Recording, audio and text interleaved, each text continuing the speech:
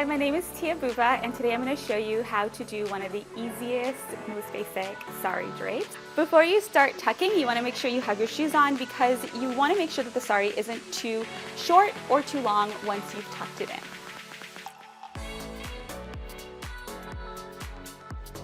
And you want to keep it as neat as possible. So I'm just going to do a quick tuck here to hold the spot, and then I'm going to take the rest of the sari.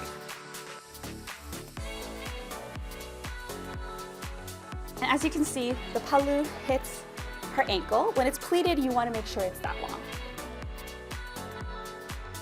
You want to give a nice shape to the side of your body. You're wearing so much fabric, you want it to show your curves. I'm going to lift up her skirt and the inside layer and just put a pin right here. And then you have this huge loop of fabric. And what you're going to do is you're going to pleat this. And pleating is super easy. You want to just guide the fabric between your pinky and your thumb. And so you have your pleats. You want to put a pin through all the pleats, and I'm going to get you to tuck it in right there. And you want to do this as flat as possible, lined up to the floor, and that's perfect. Just going to secure that with a pin. So you can really adjust the sari to how much or how little skin you want to show and how you want to accentuate the curves on your body. You want to add one last pin to pin the pleats of the pallu to your crop top so that when you're moving around, it doesn't come undone. And you want to do this kind of behind your shoulder, so you might want to get someone else to do that. And that's basically it. Love seeing that process. That's so cool. So we've got Tia and Esther here to show us more, but before we even bring them in, Shobana, you're with me right now. So tell me a little bit about the sari and its history. Sure. So the sari dates back to like 2800 BC, been around for a long time. It's evolved a lot. And it's worn by cultures within the South Asian community. So we're talking Pakistan, India, Bangladesh, Nepal, Sri Lanka, Guyana, Trinidad. So a lot of people. And the beautiful thing about the sari is that it's 6 to 9 meters of material that you wrap around your waist. Then you have the pallu, this is the other side. And you can really make it your own, right? Because across culture, across region, everyone drapes it differently. So it's this beautiful form of self-expression. And it's inclusive because of the material, no matter what size or length you are, it just fits and wraps so beautifully. It is gorgeous on you. Thank you. And your sweet little bump is like so glammed up right now.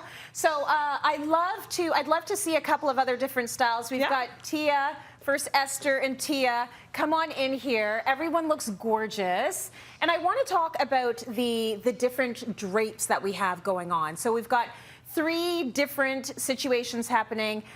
Tia, I'm going to let you explain the different drapes. Okay, so there are so many different ways to wear a sari. Yes. The way that Esther is wearing it, which is called the Nivi drape, if you were to Google search a picture of a sari, this is the drape that will come up. It's the most popular. Yeah. So it is pleats over your left shoulder and then pleats in the front. It's customizable, as Shobana said. You can show as little or as much skin as you'd like. And it's just a beautiful, flattering drape for any body shape. I'm wearing the Gujarati drape, which is very similar to the Nivi drape in that it has front pleats. So if I was to just lift this up, it has the same front pleats as Esther. But instead of the pallu going from the front to the back, it's coming from back to front, and it's covering my bump. And then we've got Shobana here in the pant drape. And this is a modern take on the sari. So the pleats are at the back. The bottom pleats are at the back.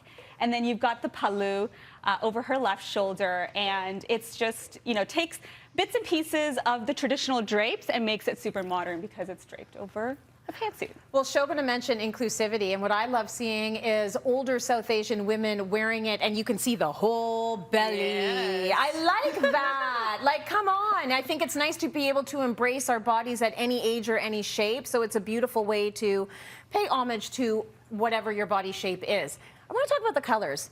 The colors are gorgeous. They're also different. Is there significance in color? Yeah, so I would say red, if you take a look at any region in Asia, whether it's South Asia or just anywhere in Asia, red is an auspicious color, so it's chosen by a lot of brides.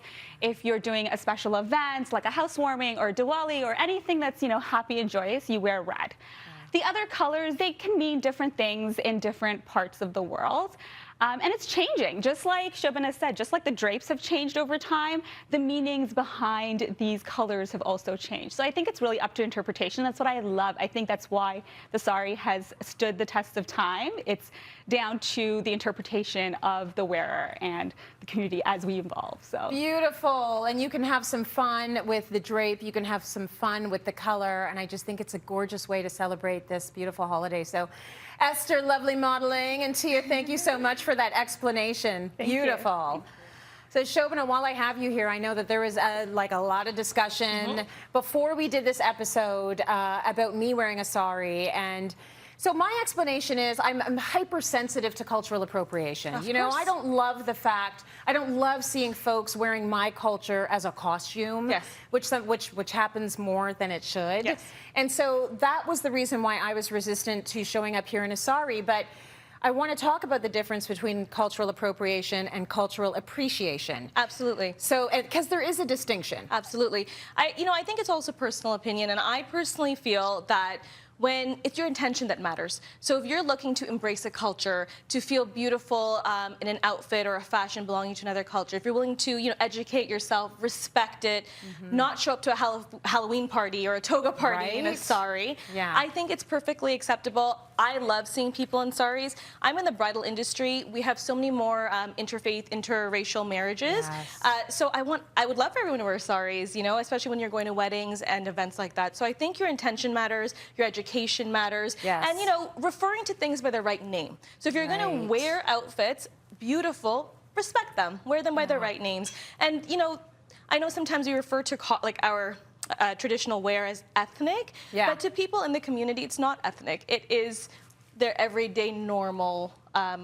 Their outfits. That's their wardrobe. It's their clothing. It's their clothing. So I think kind of just rather than looking at it and treating it like a costume, like you said, to just appreciate the aspects of it and to normalize it a little bit makes it different, makes it more appreciative of the culture and the costumes versus it being appropriation. Does that make sense? That makes a lot of sense, and I respect that. I respect that. Everything has nuance, and that's why I wanted to talk about it a little bit. You look fantastic. Thank you. I love Thank you to Shobana, Tia, and Esther a little bit before they left. And for more information on where to find these gorgeous saris, head over to cityline.tv.